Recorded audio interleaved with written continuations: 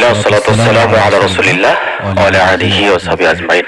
আমাদের প্রিয় কাফেলা বাংলাদেশ ইসলামী ছাত্র শিবির, ছাত্র শিবিরের সদ্য বিদায়ী কার্যকরী পরিষদের সদস্য ভাইদের নিয়ে এবং ইসলামী ছাত্র শিবিরের যারা কেন্দ্রের বিভিন্ন বিভাগে দায়িত্ব পালন করেছেন তাদের নিয়ে আজকের বাংলাদেশ জামাত ইসলামী ঢাকা মহানগর দক্ষিণ শাখার উদ্যোগে আয়োজিত প্রীতি সমাবেশে 14 সিটি আমির, আমাদের সকলের শ্রদ্ধাভাজন সাবেক কেন্দ্রীয় সভাপতি নুরুল ইসলাম বুলবুল ভাই, সাবেক কেন্দ্রীয় সভাপতিবৃন্দ এবং প্রিয় উপস্থিতি।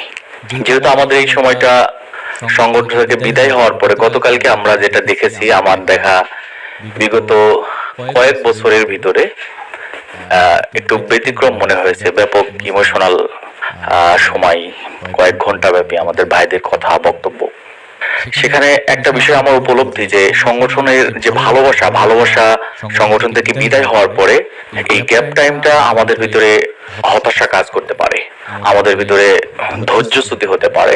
এজন্য সবার প্রতি অনুরোধ থাকবে যে আমরা অন্তত এই সময় যেন আমরা ধৈর্যচ্যুত না হয় আমাদের। এবং এটা ইসলামের একটি চমৎকার বক্তব্য, অসবির আলা মা আসাবাক ইন্না যালিকা মিন আযমিল উমুর। এটা হলো সবচাইতে সেরা গুণ বলা হয়েছে, যে আমরা এই সময় যেন ধৈর্য ধারণ করি এবং ধৈর্যের সাথে আমাদের এই সময়গুলোকে আমরা অতিক্রম করি। আমাদের যত প্রস্তুতি আছে, আমরা কি করতে চাই নেক্সট টাইমে, সেটার জন্য আমরা চেষ্টা অব্যাহত রাখি। দ্বিতীয় যে বিষয়টি বলতে চাই সেটা হলো যে যেহেতু ছাত্র জীবন শেষ হয়ে যাচ্ছে, এখানে অনেক প্রতিযোগিতার জায়গা, ক্যারিয়ার নিয়ে অনেক প্রতিযোগিতা চাইতে আমি কি করতে চাই, অন্যের সাথে নিজেকে তুলনা করে হতাশ হয়ে যাওয়া, প্রতিযোগিতায় আমি হেরে যাচ্ছি, এটা না হয়ে আমাদের প্রতিযোগিতা তো এটাই হবে, ওয়াসারিউ ইলা মাগফিরাতিম মির রাব্বিকুম ওয়া জান্নাহ।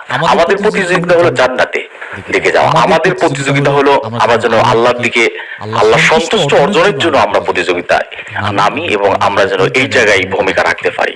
আর সেই প্রতিযোগিতায় সফল তারাই হবে যারা হলো মুত্তাকি হবে, কারণ মুত্তাকিদের জন্যই জান্নাতের সুসংবাদ দেওয়া হয়েছে। কাজে আমরা যেন সেই প্রতিযোগিতায় আমরা সফল হই, দুনিয়াবি কোনো প্রতিযোগিতায় নেমে হতাশ না হই। এই বিষয়টি আপনাদের প্রতি বিশেষ দৃষ্টি আকর্ষণ থাকবে।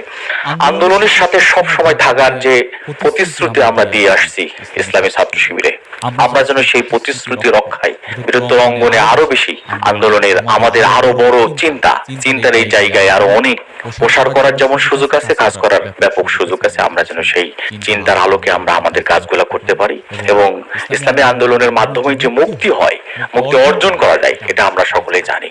আমরা যেন সেই মুক্তির পথ চলি এবং ইসলামী ছাত্র শিবির আমাদেরকে যা শিখিয়েছে, আমাদের যত অভিজ্ঞতা, আমাদের যত এক্সপিরিয়েন্স আছে, দক্ষতা, যোগ্যতা, আমরা যেন বৃহত্তর অঙ্গনে গিয়ে কাজে লাগাতে পারি। আলোচনা আমাদের সেই তৌফিক দান করেন। আমাদের ভাইদের জন্য দোয়া, ভালোবাসা রেখে আমার কথা শেষ করছি। আসসালামু আলাইকুম ওয়া রাহমাতুল্লাহ।